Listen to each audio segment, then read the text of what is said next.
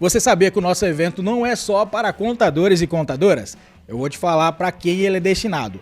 Todos os donos de empresas que querem crescer e expandir de forma mais organizada, lucrativa e sustentável. Então, vem participar com a gente. É uma semana inteira para empreendedores e empreendedoras que querem fazer a sua empresa lucrar ainda mais. Esse evento é presencial aqui em São José do Rio Preto, na Casa dos Contabilistas, nos dias 27/11 até 1º de dezembro. Deste ano ainda, hein? Olha só, esse tipo de evento só acontece uma única vez por ano, então...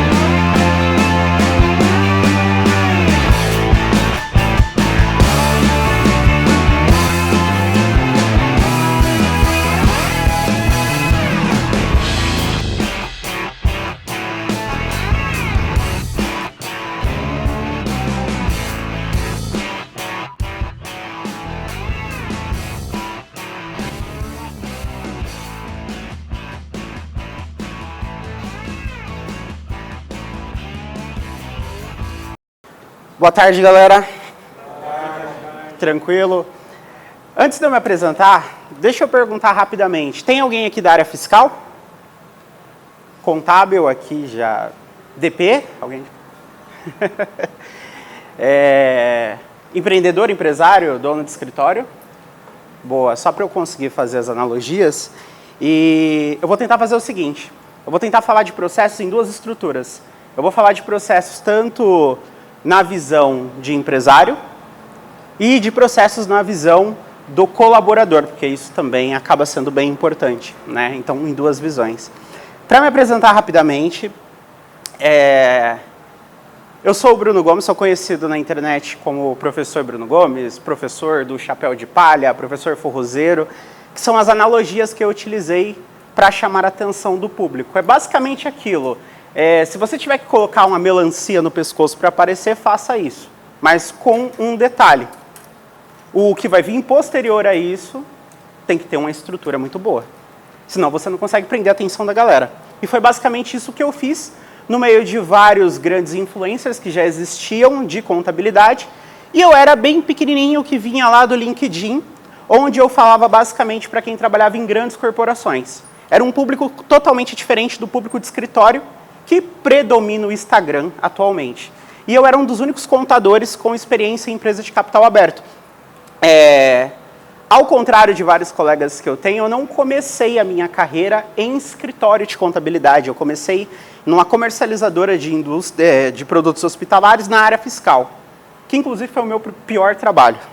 Eu fui demitido por ter cancelado uma nota por engano, onde a mercadoria estava passando pela Zona Franca de Manaus e o cliente foi multado de tudo que vocês possam imaginar. E isso me deixou com um receio. Será que a área fiscal é desse jeito? Será que todas as vezes que eu errar dentro da área fiscal, eu vou ser penalizado? Tive que terminar a faculdade com a ajuda de familiares. Mas ao passar do tempo, eu acabei me estruturando em outras áreas. Cheguei a trabalhar em escritório, fui consultor no terceiro setor, criei uma consultoria, mas eu me encantava pelo mundo do mercado financeiro, afinal de contas, quem não quer colocar uma graninha a mais no bolso? E eu sabia que você trabalhar como tesoureiro ou contador de banco te colocaria numa posição diferenciada. Eu fiz a minha carreira basicamente o tempo todo tentando conseguir uma oportunidade em banco. E por incrível que pareça, consegui no banco daqui, que é o Banco Rodobens. E eu fui um dos backs da tesouraria do Banco Rodobens, depois eu passei para contabilidade. Isso bem novo, em torno de 20 anos, 22 anos mais ou menos, 22 anos. E isso me ajudou a ir para outras empresas. Com experiência em escritório, eu acabei focando posteriormente em empresas de capital aberto. Então eu fui ali para a Sim, que antigamente se chamava Senior Solution, uma empresa que cria bancos, cria software para bancos. Não sei se vocês têm conta do Itaú, por exemplo, o aplicativo do Itaú, quem fez foi essa empresa. O Nubank, ela que fez. Eu entrei na área contábil, fiz carreira no contábil E quando eu já estava dominando o contábil, empresa de capital aberto na Bolsa, eu era o responsável pelas demonstrações financeiras, postagem na CVM, postagem aí na Bolsa de Valores, relacionamento direto com o departamento de RI. O diretor financeiro chegou em mim e falou: Brunão, contador bom, domina contábil e o fiscal. E eu tinha aquele receio do fiscal. Não, eu não vou ser demitido por causa do fiscal. Mas eu olhei do lado, a área fiscal deixava vários processos que poderiam ser melhorados. E como eu consolidava as informações, por ser da controladoria, eu acabava revisando o LALUR, uma empresa de capital aberto e lucro real. Topei o desafio. Em menos de 6 meses, mais ou menos, eu ganhei a promoção e fui um dos primeiros colaboradores da área de controladoria a ter uma ascensão de cargo dentro de uma empresa de capital aberto, sendo um dos mais novos, dominando fiscal e contábil. Fiscal, diretos e indiretos, contábil, contabilidade societária tradicional, registros em sistema e tudo mais, e a controladoria, que era aí as demonstrações financeiras. Mas eu tive uma oportunidade um pouco melhor, né? Eu fui para a Movida Locações de Veículos, atualmente a segunda maior locadora do Brasil, é um faturamento aí de 10 bilhões, né? Eu entrei inicialmente na área de ativo imobilizado, odiei a área de ativo imobilizado, o famoso CAPEX. Eu achava aquilo muito quadrado e eu queria um desafio maior. E consegui aí, através dos meus vídeos, né, tinha uma plataforma interna da empresa, que os colaboradores postavam vídeos sobre as áreas e tudo mais. Eu inventei de ser o influencer ali no meio, consegui chamar a atenção do gerente de controladoria que dominava as demonstrações financeiras, que era a área de consolidação. Fui convidado, né, aí surgiu o apelido de Bruno YouTuber, foi onde inclusive eu comecei a gravar vídeos para a internet, e aí fiz carreira como um dos líderes da área de demonstrações financeiras, com uma responsabilidade imensa. Eu tenho vários casos, até conto no Instagram, depois vocês sigam, eu vou colocar lá, de erros assim cruciais em operações contábeis que quase custaram não só a minha cabeça, mas a cabeça da equipe toda, de você divulgar balanço errado. E empresa de capital aberto, você divulgou o balanço, os robôs das casas de análise já faz uma análise e já está saindo uma matéria. Movida teve um salto no faturamento de tanto. Você fala, puta, divulgando negócio errado. E aí, como que você faz? Você pode retificar, obviamente, isso aí é tranquilo, mas causa um burburinho no mercado. Pô, os caras não têm processo e tudo mais, e eu já estava numa posição de liderança. Tive uma oportunidade bem bacana. Quando a Localweb, que é uma empresa de capital aberto também, tem o maior data center da América Latina, decidiu abrir capital em bolsa, eu fui convidado para criar a área de controladoria e demonstrações financeiras. E eu aceitei, e fui para a Localweb. Só que naquela época eu já estava pensando, né, em ser empresário, ser empreendedor. Eu já tinha minha consultoria, mas eram trabalhos pontuais, eu não focava nisso, e eu tinha um sonho de criar uma escola. Eu gostava da forma que o processo funcionava e eu queria ensinar a galera também a conseguir coisas diferenciadas. Na Localweb, eu fiz os 3 primeiros balanços patrimoniais como empresa de capital aberto, e na hora que eu ia abrir ali a minha carreira como investidor anjo, né, e como professor, eu recebo um convite da contadora do iFood para assumir a cadeira de contabilidade da América Latina toda. Aí eu falei, caramba.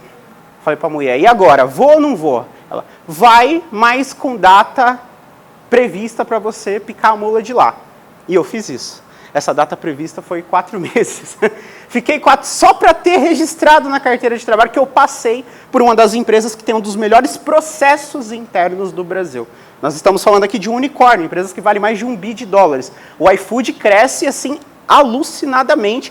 A forma de teste do iFood é surreal. Por exemplo, dentro da nossa área de contabilidade e controladoria, tinha uma equipe especializada em tecnologia, para você não ficar batendo a cabeça com o sistema. Então, o sistema não funciona, liga lá no suporte. Não, temos na equipe um cara de suporte. E o orçamento, obviamente, que diz se você pode fazer ou não. E eu, começando a ver essas coisas, fui lá para o Instagram. Foi quando eu cheguei no Instagram. Cheguei no Instagram, olhando as coisas no Instagram, eu vi que predominava todo mundo de escritório de contabilidade. E tudo que vinha novo de escritório de contabilidade era um pedacinho do que nós já fazíamos em empresas grandes. Sistemas automatizados é o que predomina em empresa grande. Se você não tem isso em empresa grande, nada funciona. Como que você controla 10 bilhões de reais de faturamento sem um sistema automatizado? fazendo as coisas na mão. Tem problema? Tem. Mas não como as coisas acontecem nas pequenas. Inclusive, foi assim que surgiu grandes sistemas, como Domínio, Gesta, OMIE, Conta Azul. É um pedaço pequeno do que já era colocado nas grandes. E eu comecei a ver isso. E, em vez de falar só para as grandes, eu comecei a falar para as pequenas, para as PMEs. Com estratégias que muitas vezes o mercado não tinha visto ainda. Por exemplo, inteligência artificial, nós já colocávamos dentro da Sinqia. Isso há anos e anos atrás. E depois de muito tempo, o mercado atualmente começou a colocar para as pequenas. Mas a gente já falava disso no LinkedIn, para o pequeno empresário, como uma estratégia que ele poderia fazer. Tanto que tem vários contadores, donos de escritório, que começaram a colocar no seu portfólio sistemas. Uma nova unidade de negócio. Vai vender esse sistema para quem? Para o cliente? Para o cliente, às vezes para um parceiro de contabilidade. Aí nós trabalhamos com o mercado de recorrência, o famoso SaaS. Isso é uma estratégia bem interessante, né? Inclusive, nós temos projetos na base também de sistemas bem interessantes que iremos lançar logo mais. Saindo do iFood, eu falei, agora sim eu vou empreender. Então, eu abri a minha consultoria, uma consultoria especializada na área fiscal, especificamente na pessoa física, imposto de renda da pessoa física, que é o meu principal tema atualmente, que me deixou conhecido na internet, né, como professor de imposto de renda. E por conta das tratativas que nós colocamos, eu consegui bater alguns feitos interessantes, como as 7 maiores aulas de imposto de renda do Brasil, 8 mil pessoas ao vivo. Nem eu acredito que isso aconteceu, mas na hora que eu vi essa quantidade de pessoas ao vivo, eu me espantei. Colocar essa quantidade de pessoas ao vivo, você precisa de um processo estruturado bem bacana. Mas melhor do que isso é você manter essas pessoas na próxima aula. E para manter essas pessoas na próxima aula, você precisa ter metodologia e didática. Ninguém gosta de um professor chato. Ninguém gosta de sentir vontade de dormir na hora que alguém está falando. E aí eu comecei a estruturar processos para mostrar para essa galera que, por exemplo, o imposto de renda da pessoa física, qualquer um de vocês aqui pode fazer muito dinheiro, tanto no escritório que vocês trabalham, como individualmente. É um dos melhores instrumentos de trabalho que qualquer pessoa aqui pode fazer. É um dos melhores. Vou dar um exemplo. Carnê-Leão, que você trabalha com autônomo e profissional liberal. Tem alunos na minha base, inclusive eu, que fazemos renda mensal com isso. Porque, obviamente, atualmente, né, quem recebe ali acima de 2 salários mínimos precisa fazer o Carnê-Leão. Muitas pessoas não sabem disso e, quando sabe, faz de qualquer jeito. Então, assim, eu comecei a focar e comecei a dar dicas de como fazer renda mensal. E em cima disso tem várias estruturas. A galera da parte rural também, dá para fazer muita coisa bacana com livro caixa, de atividade rural. A galera que faz investimento em bolsa, que atualmente a Receita até divulgou agora que vai criar um sistema especializado para controlar isso, mas o investidor tem que liberar as informações dele, que está na B3, serem entregues ali para a Receita, mas dá para você fazer grana mensal. E isso acabou fazendo com que várias pessoas da minha base criassem o próprio escritório. Inclusive, donos de escritório, começassem a estruturar um processo melhor com o imposto de renda. Atualmente eu tenho 13 mil alunos na base. 13 mil alunos. Falando de páginas do Instagram, dá em torno de 300 mil seguidores. A nossa maior, que é o Mundo Contábil, tem basicamente mais seguidores do que o próprio Conselho Federal de Contabilidade. Então, é uma responsabilidade muito grande. E todas as vezes que a gente começa a falar nessa estrutura de você escalar resultado, acaba aparecendo diversas pessoas interessadas em fazer isso. Tanto quem já tem um escritório, quanto quem quer fazer uma grana, colocar um dinheiro no bolso, principalmente agora no final do ano. Atualmente eu tenho a minha escola, que é a SG Escola de Negócios, é a principal, é a holding, e todas as outras empresas estão abaixo. Eu foco aqui principalmente em falar de estratégias para fazer com que qualquer pessoa consiga crescer. Vamos lá. Falando de onboard, né? Onboard nada mais é do que o processo de início do cliente na sua base, como o nosso querido Guilherme já falou. E isso é bem interessante, inclusive ele falou de vários pontos que eu acho muito bacana, né? Eu vou até reforçar um ponto ou outro, mas, cara, eu achei bem legal. O vídeo do marketing do cliente, eu nunca tinha visto isso. Eu achei sensacional, inclusive. Eu até filmei uma parte, eu vou marcar lá e vou postar na minha página para os alunos verem. Eu achei sensacional. Que, por incrível que pareça, na visão de muitas pessoas, acaba parecendo uma coisa fora da realidade, mas não é, é algo que você pode fazer. E faz total diferença quando você se compara com outros profissionais. Consequências de uma comunicação ineficaz, né? O processo de onboard, quando chega um cliente novo ali na sua base, você faz todo o contrato com ele para fechar esse cliente, né? Eu percebo, principalmente pela minha base de alunos que está aí em todos os estados, né, do Brasil, tem aluno inclusive fora do Brasil também, que a comunicação no contrato ela é extremamente ineficaz na maioria dos casos. Ineficaz em que sentido? No sentido de não ficar extremamente claro para o cliente qual é o papel de cada uma das pessoas ali. Parece bobeira. Alguns aqui podem falar, não, mas eu faço isso, o cara não olha e tudo mais. Mas essa ineficácia gera isso aqui, ó, atraso de documentação, que eu acho que é um dos principais pontos que quem trabalha em escritório sofre bastante, atraso de documentação. Uma coisa é fato, a grande parte dos escritórios de contabilidade não fazem contabilidade, fazem a área fiscal. Isso aqui é uma coisa fato. Não é todo mundo que sabe disso. E uma coisa que é mais curiosa ainda, que é importante falar para vocês, conforme o decreto que criou o Conselho Federal de Contabilidade, a resolução do próprio CFC, dizendo o que é atividade de contabilidade e o que não é, a única que são os registros contábeis, que são os que menos são feitos porque o cliente não passa documento. A Receita Federal, já sabendo disso, na Lei 123, no artigo 14, que fala de distribuição de lucros, colocou duas possibilidades de distribuição de lucros. A primeira é quando você tem contabilidade, a segunda é quando você não tem. Que muitas pessoas acabam tendo uma dificuldade de interpretar isso.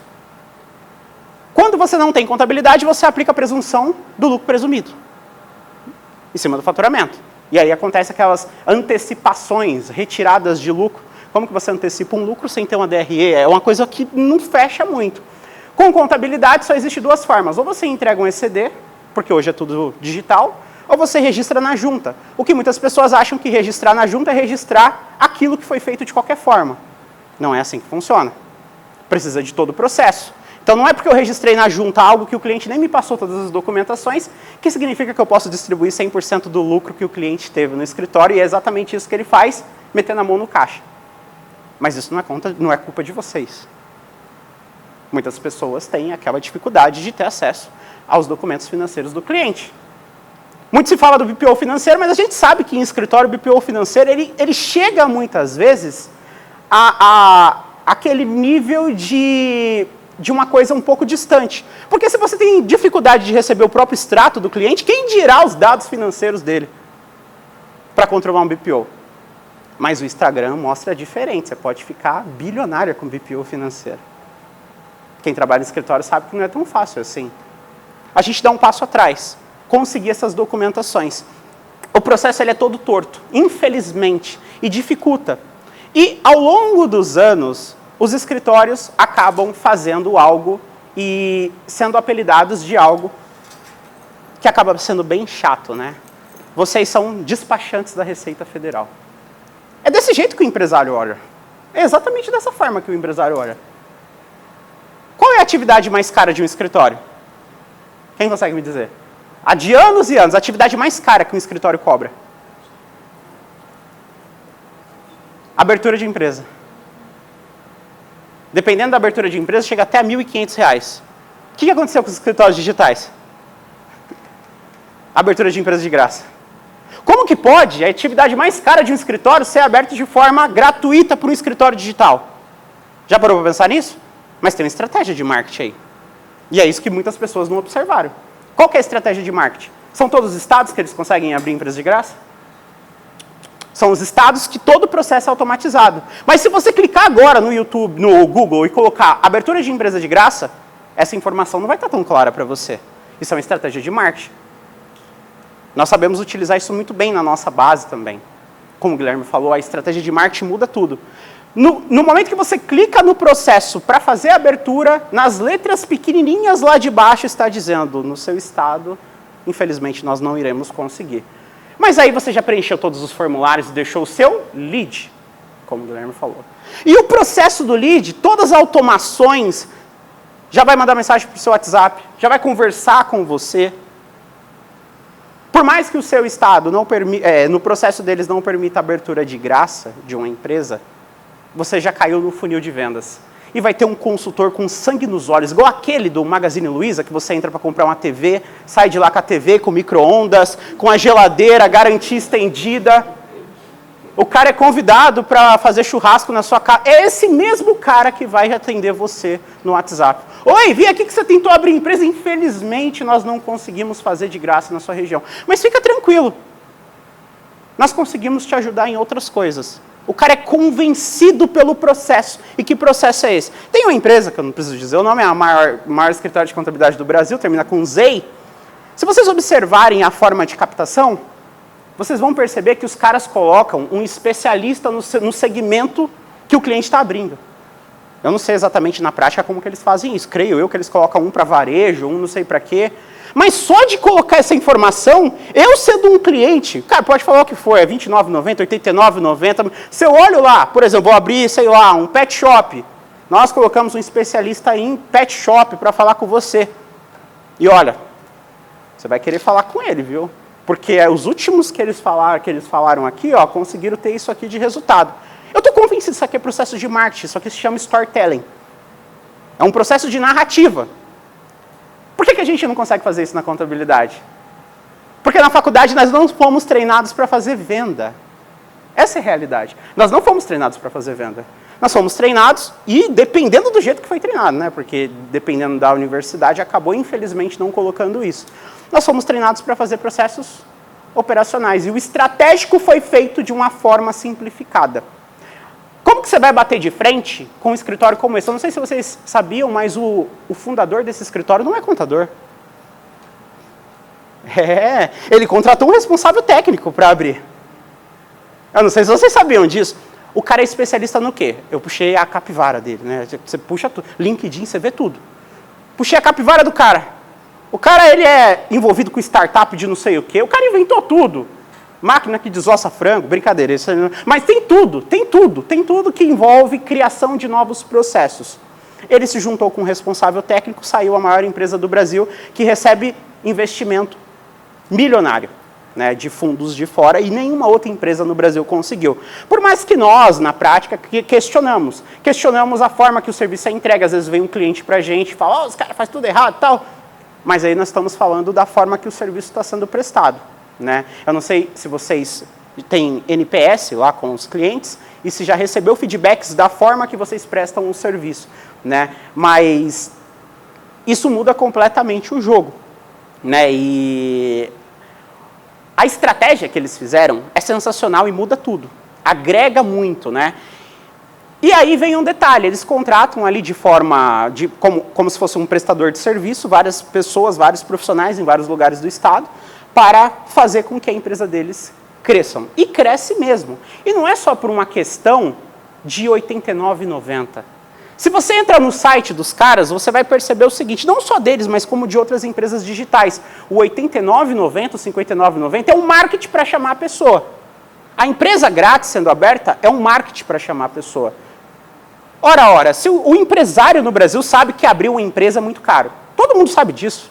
Todo mundo sempre soube disso há anos e anos e anos. De repente surgem empresas colocando na internet que agora não vai ser mais assim, agora é de graça. Vocês acham que não vão chamar atenção? Claro que chama atenção. A mensagem é exatamente para essa, para chamar, nesse intuito, para chamar a atenção. O cara entrou no processo, ele é cativado por outra coisa. R$ 89,90, R$ 59,90. Meu Deus, só isso? Mas aí tem uma pegadinha. Tem uma pegadinha chamada esteira de serviços. Porque ele vai ter que contratar outro tipo de serviço, também não é só R$ 89,90. E no final das contas, o ticket médio desses caras é maior do que a grande maioria dos escritórios de bairro, que cobra metade de um salário mínimo. Mas esse processo não é propagado por aí. E muitas pessoas acabam não sabendo que funciona desse jeito. E tem a falsa narrativa que é R$ 89,90. Não é R$ 89,90. É como se vocês pegassem as atividades que vocês fazem no escritório, rateassem elas e colocassem um pequeno valor para cada uma. E você coloca no site o valor somente de uma. Mas o cliente precisa das outras. É uma propaganda enganosa? Bem-vindos ao Marketing 4.0. É exatamente desse jeito que funciona a indústria hoje. E você aprende isso no momento da estratégia, quando você estuda estratégia. O atraso em documentação, né, ele é assim, um dos karmas que existe em escritório. Infelizmente, para mudar isso aqui, precisa de medidas drásticas, né? E a falta de comunicação com o cliente de forma eficaz, mostrando como o negócio vai funcionar de fato e pontuando assim que alguma coisa acontecer e não ter medo de demitir o cliente, é um dos principais problemas que eu vejo. Eu já conversei com tanto alunos quanto empresários que vêm relatar, pô, o cliente não passa documento na data certa, não passa nada. Por que ele está na sua base ainda? Porque eu preciso dele. Então, a partir desse momento, você para de reclamar. Porque você está aceitando. Você colocou aqui um detalhe que faz toda a diferença. Você precisa financeiramente dele. O que ele te paga é necessário para que você pague suas contas dentro de casa? Você está aceitando que isso acontece? Não tem a menor possibilidade de você demitir esse cara? Tirar esse cara da sua base? Não tem. Então, a partir desse momento, você aceitou. Eu sei que você tem um detalhe interno da sua vida que acabou impactando. Mas também não vai só ficar falando que é culpa do cliente e tudo isso. Você aceitou o jeito que funciona. Galera, escritórios de contabilidade é o único lugar que você consegue fazer qualquer tipo de processo sem documento, sem entregar documento. Isso tem que ser um absurdo, né? Se você vai fazer um exame e você não entrega os seus documentos, você pode estar com o dinheiro que for, eles vão te atender? Se você vai no escritório de advocacia sem os documentos, os caras vão te atender? Mas na contabilidade isso é propagado por muito tempo. A gente aceita e depois tenta ficar correndo atrás do rabo, desculpa a palavra. Infelizmente, é desse jeito que funciona. É uma realidade triste, mas é isso que funciona. Quais são as perguntas importantes, né? O cliente entendeu o contrato? A grande maioria vai falar, entendeu, eu deixei claro para ele como que era o contrato, o jeito que as coisas tinham que acontecer e tudo mais. Então, beleza, vamos lá. A segunda pergunta. O cliente está conseguindo enxergar o benefício? Qual o benefício que o escritório que você tem ou o escritório que você trabalha propõe para o cliente? Porque se você me falar que faz a mesma coisa que 500 escritórios de bairro faz, qual que é o seu diferencial? Por que tem que ser você e não o colega do lado? Por que tem que ser você e não ela? É um sentimento de competitividade, mas o mercado funciona dessa forma. E quando você se questiona em relação a isso, você começa a procurar o que dá para fazer de diferente, igual o Guilherme falou. Olha o que ele fez lá de vídeo, a estratégia de marketing, olha como isso é sensacional. Isso é um diferencial. Mas muitas pessoas acabam sempre replicando o que o da esquina faz e volta o mesmo fluxo. Que entre outro questionamento, inclusive, por que a grande massa de escritórios cobra metade da metade de um salário mínimo? Com base no quê? Se você for fazer a contabilidade com o professor Eliseu Martins, que foi meu professor na FIPK, você vai pagar uma paulada, né? Por que o professor Eliseu Martins é mais caro? Porque ele é considerado um dos pais da contabilidade no Brasil? Porque ele mostrou uma autoridade diferente? Se você for fazer a contabilidade com um dos influencers grandes da internet, possivelmente você vai pagar muito mais caro. Mas por quê? O que está por trás? Percebe que o marketing está envolvido em tudo? A autoridade está envolvida em tudo? Isso porque eu não estou nem falando do serviço prestado. Né? E é uma parada bem interessante. O cliente está conseguindo enxergar o benefício? É você rever todos os seus processos e pensar o que eu faço de diferente, o que eu consigo agregar de diferente para ele. Que é o que o nosso amigo falou anteriormente. E isso vai até te dar motivações para você ir para um outro patamar de cobrança, para ir para um outro patamar de atendimento, que a gente vai falar um pouco melhor. Contratar um contador não gera satisfação. Ter benefício, sim. Ninguém quer contratar um contador. Quem é que vai contratar um contador? Para quem vai contratar um contador? Porque disseram que precisa. Então, está atrelado a uma obrigação. Tudo que está atrelado a uma obrigação, ninguém gosta de fazer. Quem aqui gosta de estar vinculado a uma obrigação? E se você não está vinculado a essa obrigação, você vai ter penalidades. Porque é isso que o empresário vê.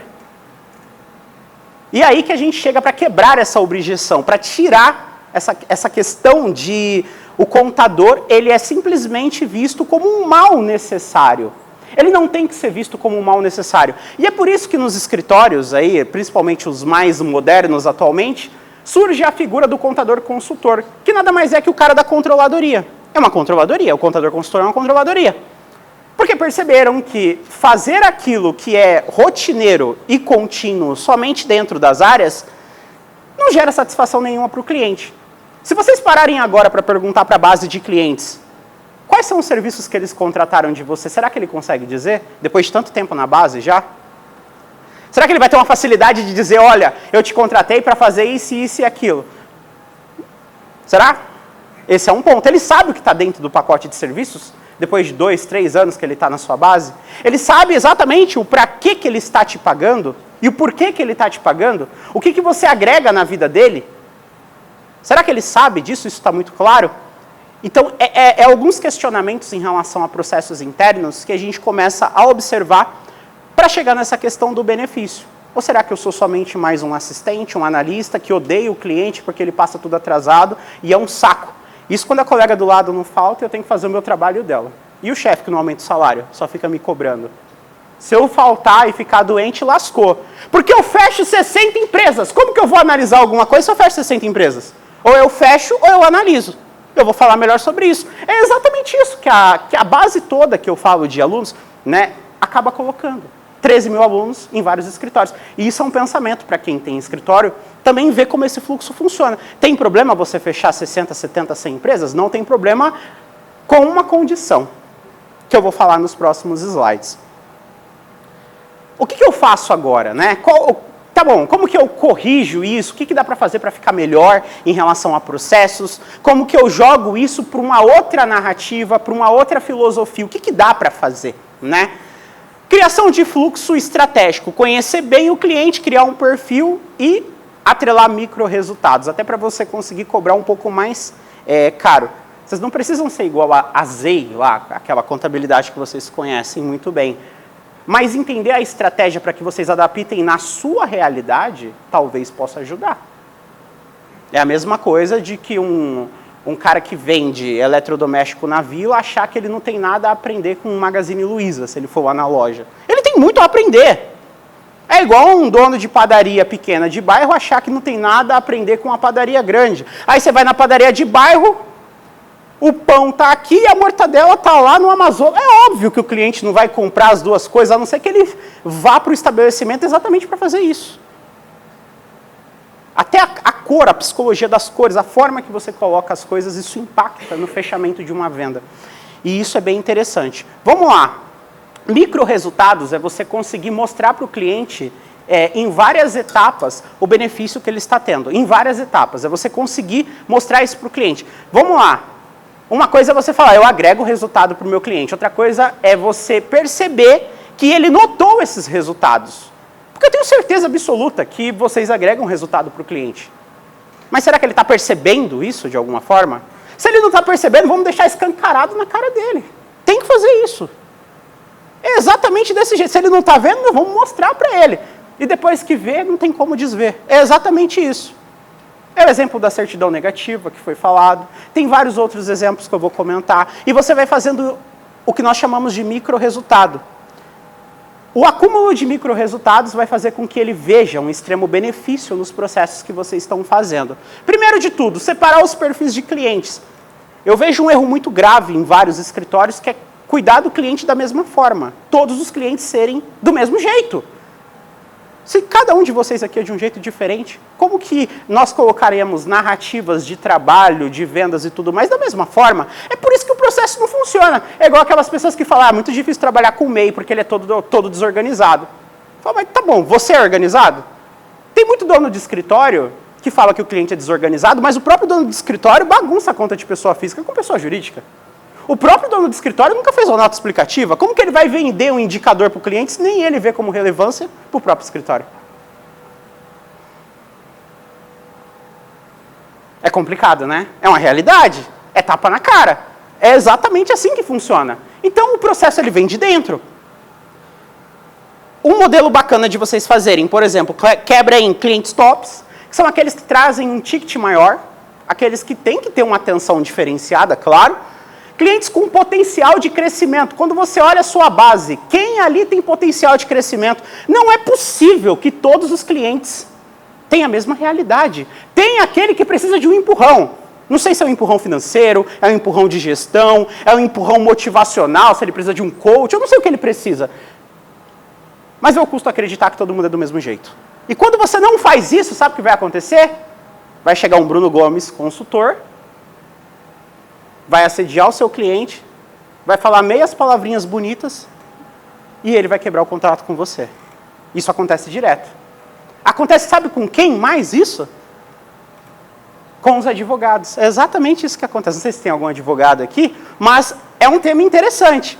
E o outro ponto é o cliente padrão, que é aquele que você sabe, que pô, ele não quer nada, ele quer fazer o negócio do jeito dele, ele não quer faturar mais, que ele está achando que vai estourar o limite de faturamento, aí vai pagar mais imposto. Ele está focando no imposto em vez de focar no lucro.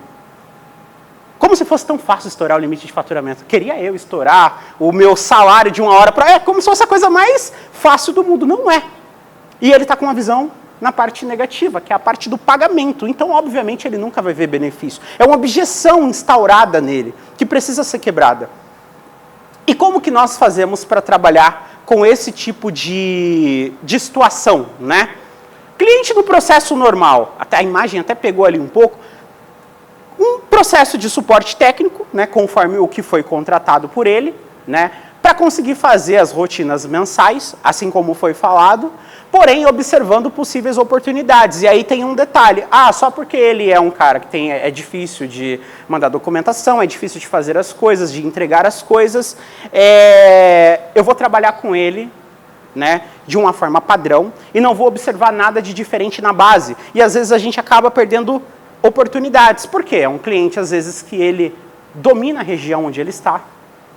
Ele não tem possíveis concorrentes, é quase um monopólio. Ou ele tem um dos melhores serviços. Por mais que ele bagunça tudo para passar a documentação, ele acaba tendo um dos melhores serviços. E quando você fez a análise do cliente, você percebeu isso.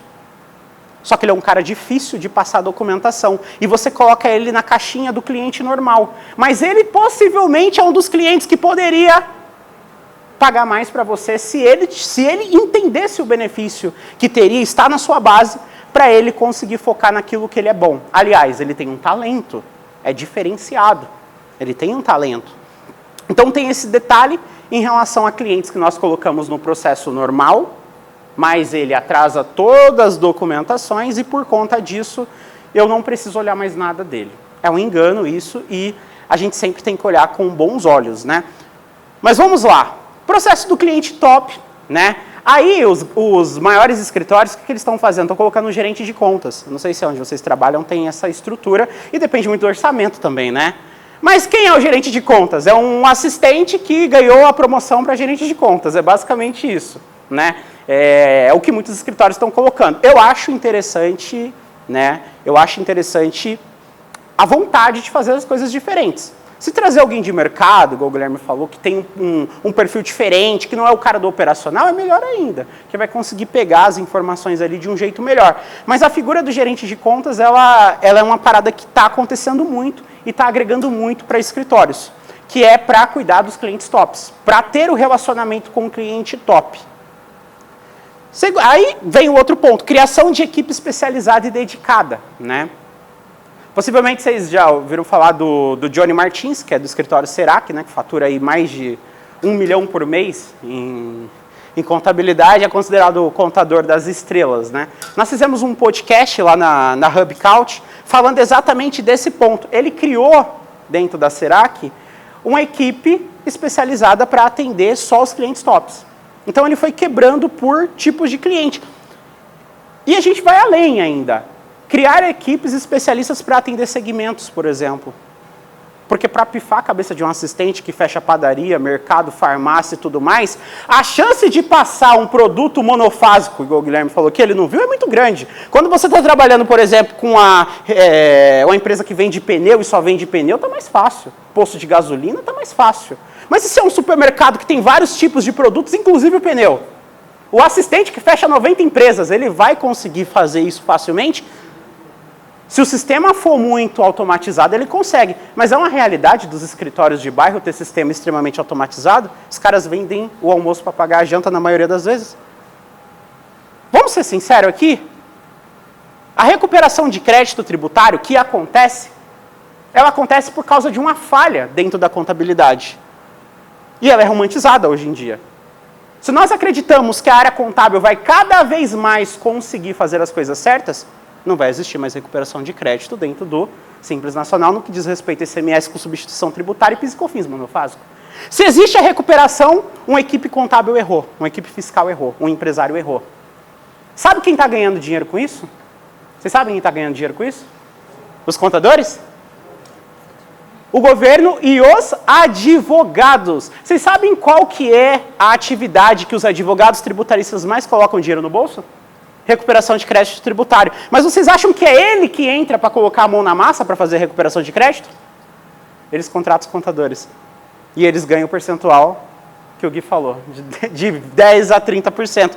E o contador que está acostumado a cobrar metade de um salário mínimo, o advogado paga para ele 1.500, ele acha que ficou rico. Senhoras e senhores, eu estou estudando Direito agora. É a 6ª faculdade que eu estou fazendo, sou meio fissurado nisso. E é exatamente assim que os tributaristas da base falam. Eles não entram para colocar a mão na massa para fechar uma guia do Simples, mas eles contratam o escritório de contabilidade como parceiro para pagar isso, e eles ganham em cima do percentual do ganho. Tanto positivo quanto diminuição de alguma coisa, enfim. E quando você cria equipes para você evitar que esses processos aconteçam, você não cai nessas armadilhas. A pior coisa do mundo é o seu chefe, né, para quem é colaborador, chegar e falar, olha, esse aqui é o Bruno, consultor tributário, vai estar ajudando a gente. Você já fica daquele, por que os caras precisam de um consultor tributário? Mas a nossa equipe está fazendo o que aqui, né? É esse pensamento, isso aconteceu comigo na Movida. Esse aqui é a equipe não sei o que vai fazer a consultoria, mas a gente não precisa de consultor. Em momento nenhum a gente falou que precisa de consultor. A equipe já fica meio assim. Porque isso significa o quê? Que aquele consultor chegou para quê? Para achar um erro. Para achar uma oportunidade, ou um erro ou uma oportunidade. Mas a oportunidade muitas vezes vem através do erro cometido pela equipe. E você fica ali torcendo para que nada tenha acontecido, senão o seu trabalho pode estar no jogo. E isso acontece principalmente quando a gente não cria essa separação de equipes. Eu acho muito interessante. Não importa se vai contratar uma pessoa, agora para quem é empresário, que começa como auxiliar e vai subindo como assistente, para fazer esse relacionamento, ou se vai dar oportunidade para alguém que você viu na base, que não performa tanto, mas que poderia se dar muito bem, porque é comunicativo.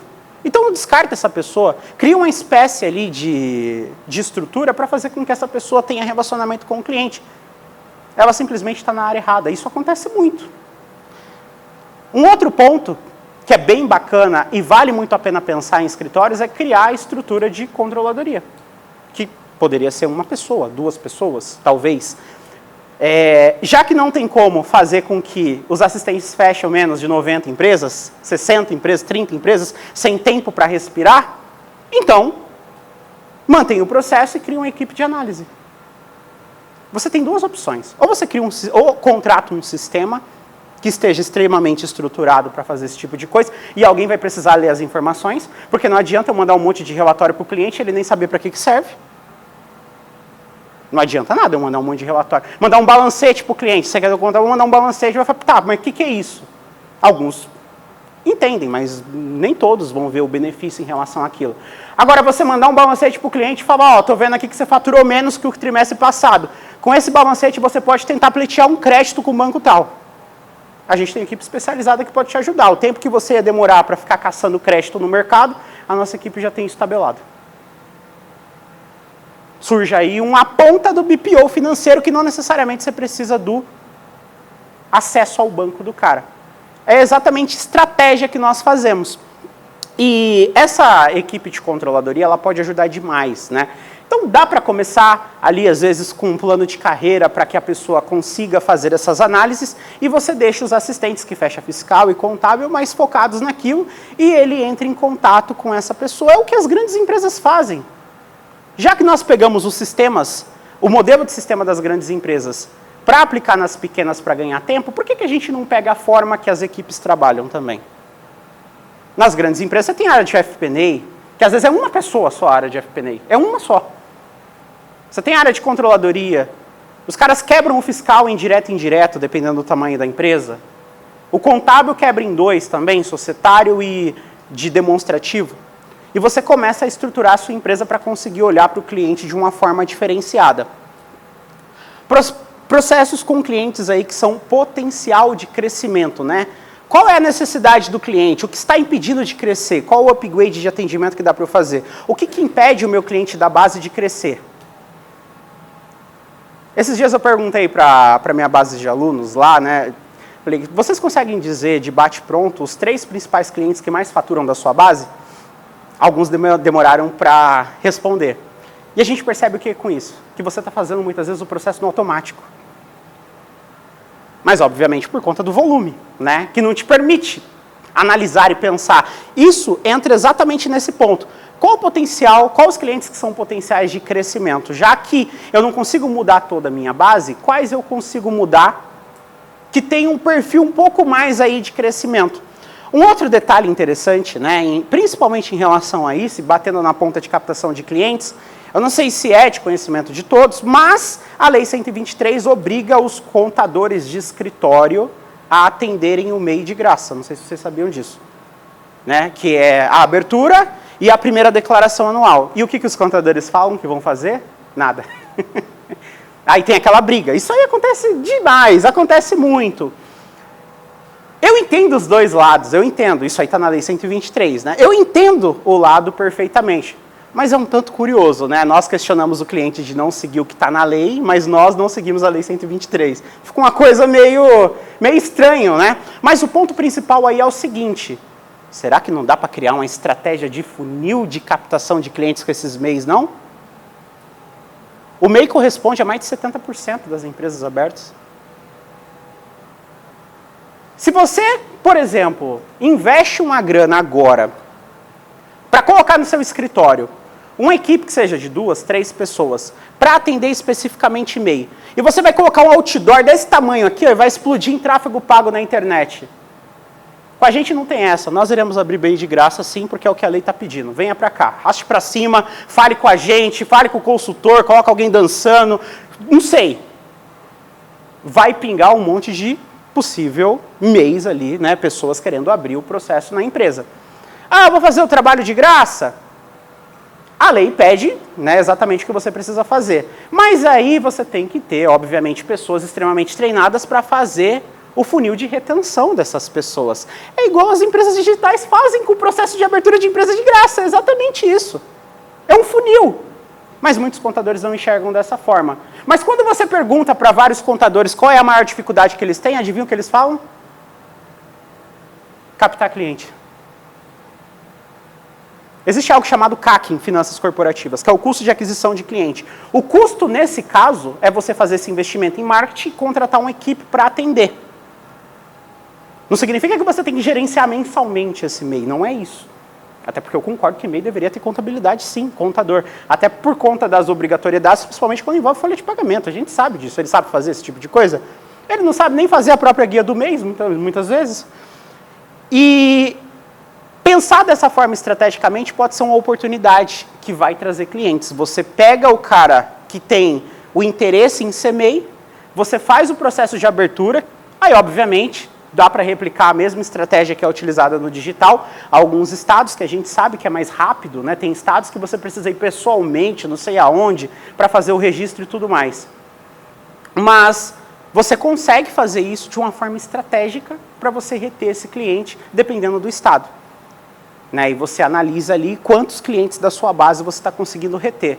Ah, mas a minha equipe contábil não tem essa capacidade de reter. Então vai lá no Magazine Luiza e contrata 2 vendedores de lá e fala para ele, ó, seu papel vai ser fazer isso. Aquele mesmo que vende a garantia estendida, que vende a TV ou micro-ondas para alguém que foi lá só pagar uma conta. Você vai ver se ele não consegue. Será que a gente está investindo na pessoa certa para fazer as atividades certas? Esse é um ponto interessante. Tem o processo de onboard, que nós chamamos de self-service, que basicamente é você fazer com que o cliente faça o treinamento dele sozinho, do que precisa ser feito. Uma das formas de você fazer isso é alocar vídeos dentro de plataformas digitais, como Hotmart, Monetize, QIFI. O que vai estar ali dentro? Um processo de vídeos mostrando para o cliente como que ele vai agir dentro da sua base. E você deixa por conta dele. É uma forma de fazer. Se não quer investir, por exemplo, em criar uma equipe. Não tem dificuldade nenhuma em fazer isso. Você não precisa cobrar. Isso aí é um processo que você consegue cadastrar os produtos de forma gratuita. Eu trabalho com todas essas plataformas, inclusive, principalmente a Hotmart. Eu posso dizer que é bem tranquilo fazer isso. Para vocês terem uma noção, nós colocamos isso na nossa outra empresa, que é de psicologia, junto com a minha esposa. Para fazer o onboard dos pacientes que tem ali problemas sérios em relação à ansiedade e depressão. Pô, será que a gente não consegue colocar na contabilidade? Não é possível, né? Então, depende da forma que você vai fazer, o processo pode agregar. São opções, né?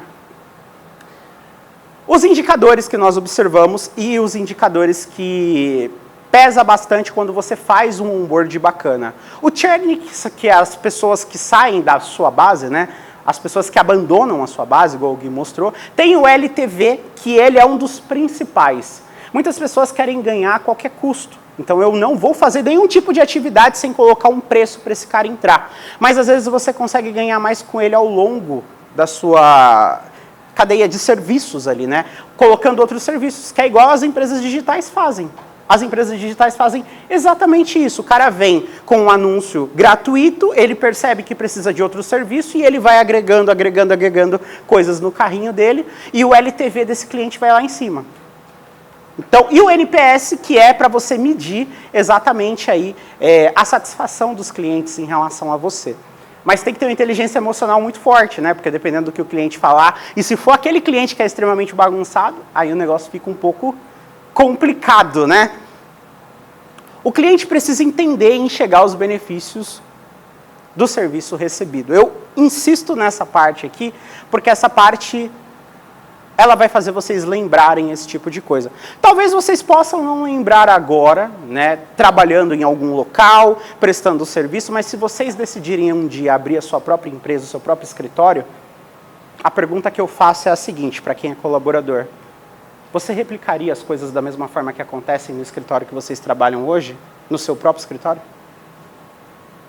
Se a resposta for não, é porque alguma coisa está torta. E eu sei que todo mundo tem essa vontade um dia. E para quem já tem escritório, já é empreendedor, para pensar, o que pode ser feito para que o cliente perceba que eu sou o único caminho que ele tem para ter uma transformação de vida. Os clientes vêm e permanecem na nossa base por causa de dois motivos. Ou pelo medo, ou pela ganância. O medo é o medo de não cair numa malha, de não pagar multa, de não pagar juros, de não pagar nada. É uma estratégia de captação, inclusive, que nós fazemos também. E o outro é a ganância. A ganância, um dos pecados capitais, é colocar mais dinheiro no bolso. Acredite se quiser. Todo o marketing que move tudo que nós fazemos está atrelado nessas duas pontas. É só vocês observarem a vida pessoal que vocês vão perceber que ou você foi atrás de alguma coisa pelo medo, ou você foi atrás de alguma coisa pela ganância. E essa frase faz com que a gente pense, o que eu posso fazer para que o meu cliente fature mais? Eu preciso contratar alguém? Eu preciso fazer alguma coisa? A quantidade de donos de escritório que vem falar comigo no processo de consultoria, de mentoria, dizendo que o assistente saiu, levou 15 clientes e abriu o próprio escritório dele, não é brincadeira não. E sabe por que isso acontece? Porque muitas vezes o cliente sabe o nome do assistente que atende ele, mas não sabe o nome do dono do escritório. Porque o dono do escritório fala com ele só na entrada e nunca mais falou. E aí entra no que o Gui falou, a questão do ego no mercado contábil, que eu não vi em lugar nenhum, que é essa questão de você não poder falar para o cliente do outro lado se ele está feliz no escritório que ele está. No mercado contábil, isso é muito sério. Se for por e-mail, printam, vão jogar no Instagram, nos grupos e vão falar, olha, precisa ser denunciado para o conselho. Mas vocês não vê, por exemplo, a Apple fazendo a mesma coisa com um vendedor dela que saiu e foi vender na Samsung. Você não vê isso em nenhum segmento. Então é uma parada que o mercado contábil criou, que é muito séria, a gente tem que tomar cuidado, porém impacta muito aí no que você vai fazer. Mas é importante ver isso. Senhoras e senhores, aqui eu coloquei um QR Code para quem quiser ir bater um papo comigo sobre qualquer ponto. Vai cair diretamente no WhatsApp, vocês podem mandar um oi e falar, olha, estava lá na palestra e tudo mais. Né? Aqui eu falo sobre mentorias, treinamentos, materiais, eu dou dica, eu falo de tudo. O único problema é que você mandou um oi, eu nunca mais vou querer parar de falar com você. Eu sou bem apegado, eu sou desse jeito, entendeu? Mas a nossa base de network, todos os maiores contadores que nós temos aí na internet, possíveis sistemas, parcerias, eu tenho uma base, graças a Deus, acabei tendo uma base de network muito bom e dependendo do que vocês estejam precisando, eu consigo fazer um bem bolado aí para ajudar vocês. Ou quem sabe, algum tipo de mentoria para a equipe e tudo mais, eu também faço. Senhoras e senhores, muito obrigado. Me sigam no Instagram, esse é o meu Instagram, Prof. Bruno Gomes. tô lá para atender vocês. Vamos que vamos.